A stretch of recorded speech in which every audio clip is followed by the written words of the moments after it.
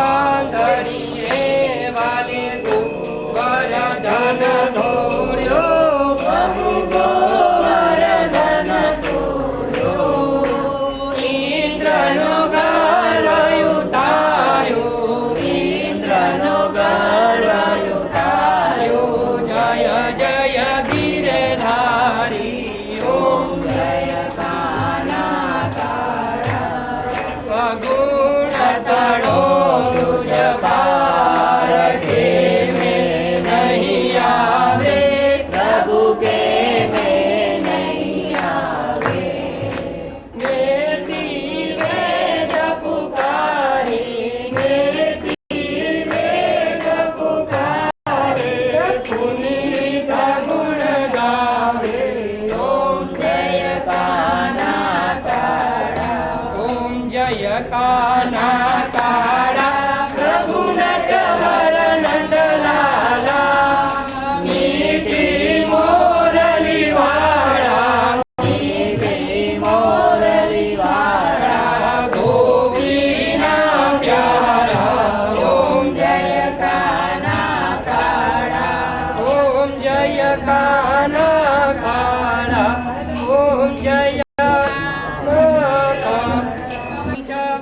પુષ્પાંજલિ મર્યાદત્તો ગૃહાણં પરમેશ્વરવરુદભા અખંડદેવતાભ્યો નમો જનકમલિ વેદોક્ત મંત્રપુષ્પાંજલિ સમર્પયામિ રાઘવપૂર્વકદયાપૂર્વકનહંતકોટિ સમયાતપૂર્વકનહંતકોટિ નમસ્કારાન સમર્પયામિ ભગવાનના પગે લાગી જાઓ મારા શ્રીના પગે લાગી જાઓ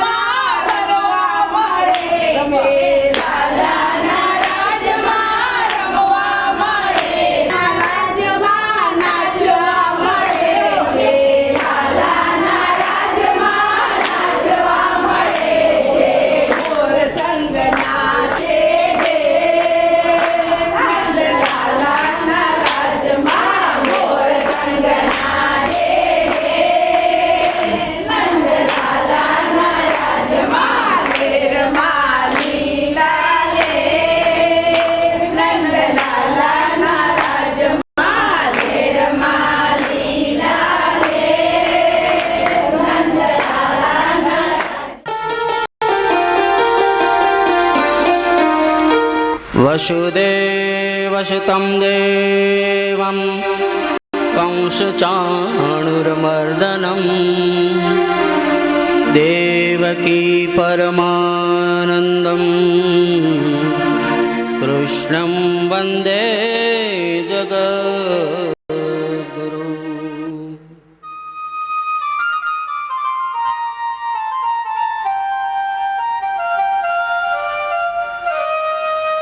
गुरुर्ब्रह्मा गुरुर्विष्णु गुरुर्देव महेश्वर गुरुर्साक्षात् परब्रह्म तस्मै श्री गुरुवे नमः।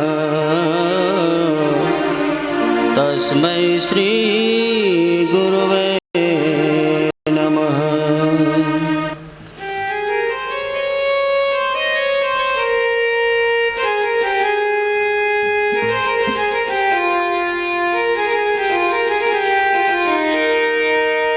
मुखं करोति वाचालं पङ्गुलङ्घयते गिरिं यत्कृपातमहं वन्दे परमानन्दमाधवम्।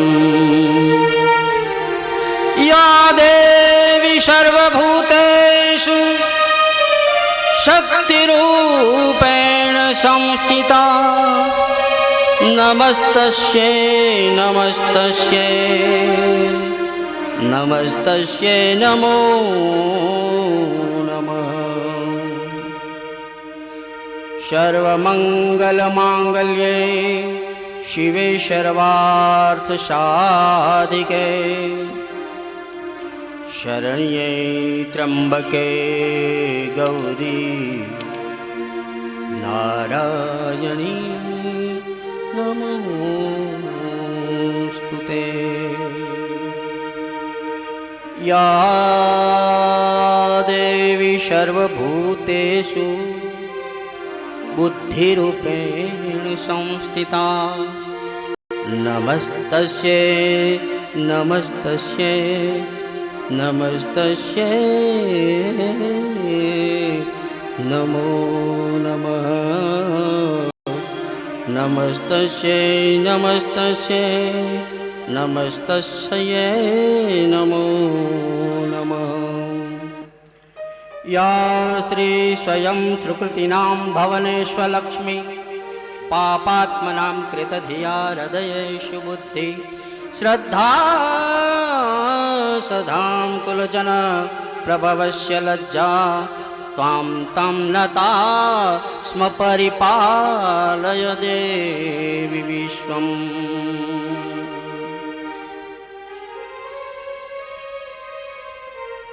अम्बानी जय जगदम्बानी जय जय अम्बानी जय जगदम्बानी जय अम्बानी जय जगदम्बानी जय जय अम्बानी जय जगदम्बानी जय जय अम्बानी जय जगदम्बानी जय जय अम्बानी जय जगदम्बानी जय जय अम्बानी जय जगदम्बानी जय जय अम्बानी जय जगदम्बानी जय जय पार्वती की जय जय उमा की जय जय पार्वती की जय जय उमा की जय जय पार्वती की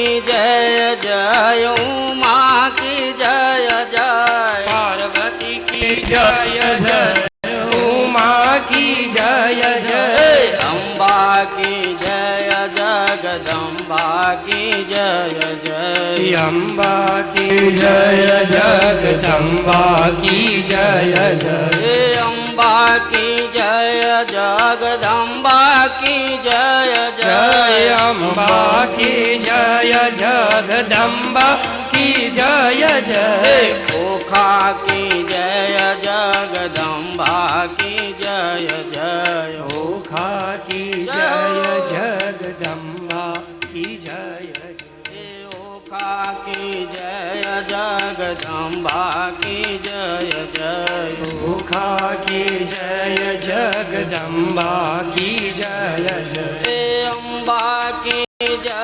જગદંબા કી જય જય અંબા કી જય જગદંબા કી જય જય અંબા કી જય જગદંબા કી જય જય જય અંબા કી જય જગદંબા કી જય જય અંબા કી જય જગદંબા કી જય જય જય અંબા કી જય જગદંબા કી જય જય હે ત્રિશૂળ કી જય જય ડમરુ કી જય જય ત્રિશૂળ કી જય જય ડમરુ કી જય જય ત્રિશૂળ કી જય જગ ડમરુ કી જય જય ત્રિશૂલ કી જય જય ડમરુ કી જય જય અંબા કી જય જગદંબા કી જય જય અંબા કી જય જગદંબા કી જય જય અંબા કી જય જગદંબા કી જય હે જય અંબા કી જય જગદંબા કી જય જય અંબા કી જય જગદંબા કી જય જય અંબા કી જય જગદંબા કી જય જય અંબા કી જય જગદંબા કી જય જય અંબા કી જય જગદંબા કી જય જય ઓખા કી જય જય ઉમિયા કી જય જય અંબા કી જય જય ઉમિયા કી જય જય ઓખા કી જય જય ઉમિયા કી જય જય અંબા કી જય જય ઉમિયા કી જય જય અંબા કી જય જગદંબા કી જય જય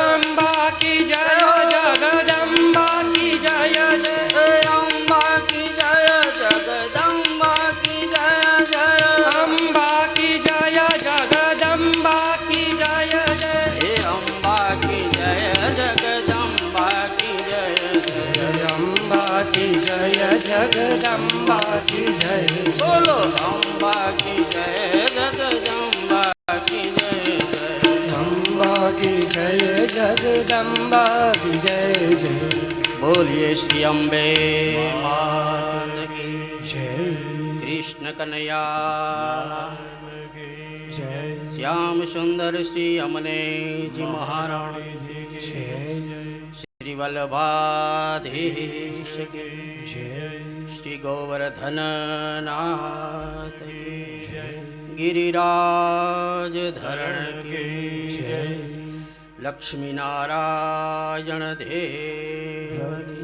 જય ઉમાપતિ મહાદેવ કી જય ઓમ નમઃ પાર્વતી પતયે હર હર મહાદેવ.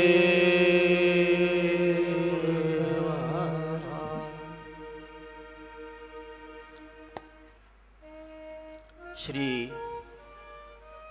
માતાજીના ચરણમાં વંદન કરી અને આપણે આવો સરસ મજાનો લાભ મળ્યો છે.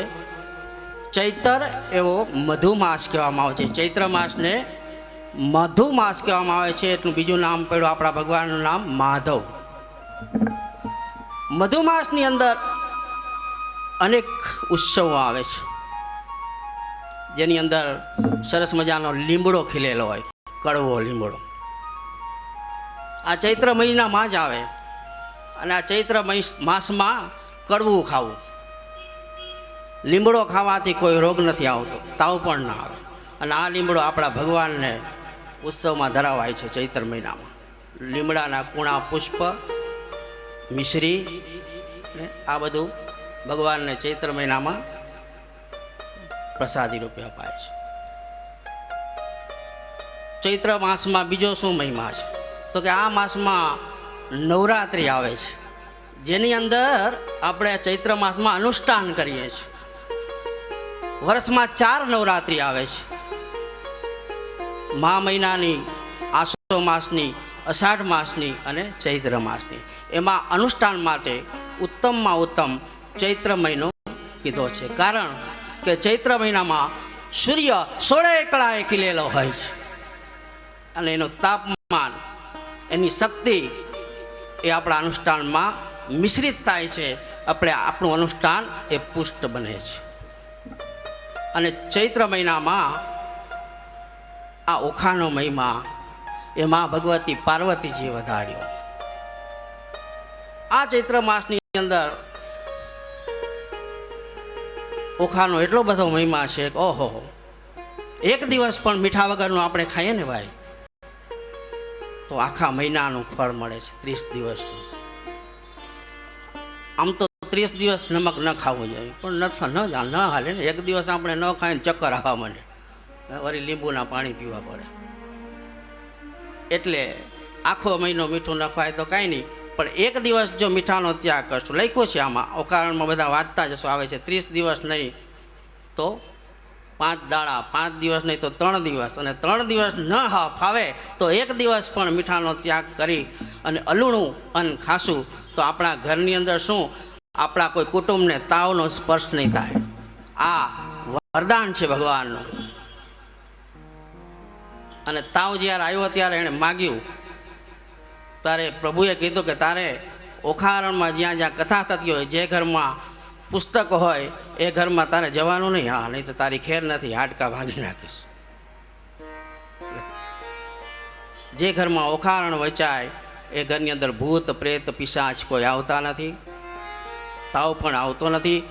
અને ઓખારણનું વાંચન કરવાથી, એને સાંભળવાથી, અને ઓખારણ સાંભળવું છે માત્ર, સંકલ્પ કરવાથી આપણા શરીરમાંથી રોગ છે ને એ ભાગવા માંડે છે. કે આપણે ઓખારણનો સંકલ્પ કર્યો કે આપણે ઓખારણ કરવી છે તો આપણા ઘરમાં કોઈ કદાચ બીમારી હોય ને તો એ પણ નીકળી જાય, ભાગી જાય. એવો આનો મહિમા છે. બધા શાસ્ત્રો સારા છે. કોઈ શિવપુરાણ બેસાડે, કોઈ ભાગવત કથા બેસાડે, પણ ઓખારણ બેસાડવાનું ફળ એ ઉત્તમ છે. જે કોઈ ઓખારણ શા માટે બેસાડે છે તો કે ઓખારણ બેસાડવાથી આપણા ઘરની અંદર કોઈ જાતના બીમારી ના આવે, મહામારી, વ્યાધિ, આદિ, ઉપાધિ, આ બધું એનાથી દૂર રહે છે. તો આવું ચૈત્ર માસમાં ઓખારણનું આયોજન માતુશ્રી કમળાબેન પરમાનંદ ગજરિયાએ સરસ મજાનો અહીંયા ઘાટકોપરમાં ભવ્ય એવા લક્ષ્મીનારાયણ માતા મંદિરમાં સરસ મજાના પટાંગણમાં આયોજન કર્યું છે. એવા કમળાબેનને આપણે તાળીઓથી વધાઈ લઈએ કે પરમ ભગવતીય આવા કાર્યો કરતા રહે. ગયા જ વર્ષે અમારે ભાગવત સપ્તાહમાં એ મુખ્ય યજમાન હતા, અહીંથી છે ડોંબીવલી આવ્યા હતા અને ડોંબીવલીમાં એમણે ભાગ લીધો હતો. ધન્ય છે એમને અને એમના દીકરાને રશ્મિભાઈને અને એમના આખા પરિવારને. પ્રજ્ઞાબેન તો એવી પ્રેરણા આપે, પાછા પ્રજ્ઞા એટલે બુદ્ધિ હો. હા, એ વળી રશ્મિભાઈને પ્રેરણા આપે, કરો કરો. અહીંયા કમલાબેન તો લક્ષ્મીજી જ છે સાક્ષાત. કમળા એટલે લક્ષ્મી અને એના દીકરા રશ્મિ. અને એમને ત્યાં પુત્ર વધુ અને એના દીકરા એ પણ સવાયા કે આવા શુભ કાર્યમાં સાથ આપી અને આટલું સરસ મજાનું આયોજન કર્યું છે. તો આપણે 3 દિવસ સુધી આનો ભરપૂર જેટલો પીવાય એટલો રસ પીવાનો છે. એટલે જેટલો રસ પીશું, કડવો લીંબોડો ન ખાઈ શકો તો કાંઈ નહીં, આ તો પીજો. આ ઓખારણનો રસ પીશું ને તો એ આપણા તાવ, તળિયો ને એકાતરિયો બધું ભાગી જશે. એટલે આ આયોજન માતૃશ્રી કમળાબેન પરમાનંદ ગજરિયા, મૂળ ગામ કચ્છ અંજાર, હાલ ઘાટકોપરમાં, તથા એમના સહભાગી દાતા પ્રભાદેવીવાળા શ્રીમતી અલકાબેન દીપકભાઈ અન્નમ દ્વારા આ સરસ મજાનું આયોજન. અને રવિવારે તો અહીંયા ધામધૂમથી જાણે આપણે દીકરા દીકરીના લગ્ન કરતા હશું ને એમ અનિરુદ્ધ અને ઓખા અહીંયાથી 4 ચોરીએ આટા ફરશે. આમ તો ઓખાના 3 લગ્ન છે એટલે રોજના 1 લગ્ન થશે. કારણ કે એક દીમાં મહારાજને ટાઈમ ન હોય 3 લગ્ન કરવા. ઘણા કે એક દીમાં કથા પૂરી કરી નાખો ને, મેં તો 1 કલાકમાં થઈ જાય. પૂરી કરવી હોય તો કલાકમાં થઈ જાય. પણ એને વિધિસર કરવી હોય કાયદેસર તો 3 દિવસ તો કથા માટે જોઈએ. કારણ કે ઓખાના લગ્ન 3 છે. તો આજે લગ્ન થશે 1, એક આવતીકાલે અને પરમ દાડે ધામધૂમથી. હે આજે સ્વપ્નાંતરમાં થશે, કાલે માળિયામાં થશે અને પરમ દિવસે લક્ષ્મીનારાયણના ફળિયામાં થશે. લક્ષ્મીનારાયણ મંદિરના ફળિયામાં રવિવારે આહા ધામધૂમ. તેવા ઓખારણમાં આપણે પ્રવેશ કરીએ. ઓખારણના 93 કડવા છે જે પ્રેમાનંદ કવિએ લખેલા છે. એ 93 કડવાને આપણે અર્થ સાથે, વિસ્તાર સાથે, ભજન સાથે સમજાવી સોચી અને આપણે હૃદયમાં આ કથા બેસાડવાની છે, જેથી કરીને આપણા કુટુંબી કદાચ અહીંયા આવી ન શક્યા હોય ને તો આપણા વતી એને પણ એને લાભ મળે. તો કવિ પ્રેમાનંદે અહીંયા ઓખારણમાં પણ પેલું ગણપતિનું સ્મરણ કર્યું છે. તો આપણે પણ બધા ગણપતિનું સ્મરણ કરી અને ઓખારણ કથામાં પ્રવેશ કરીએ.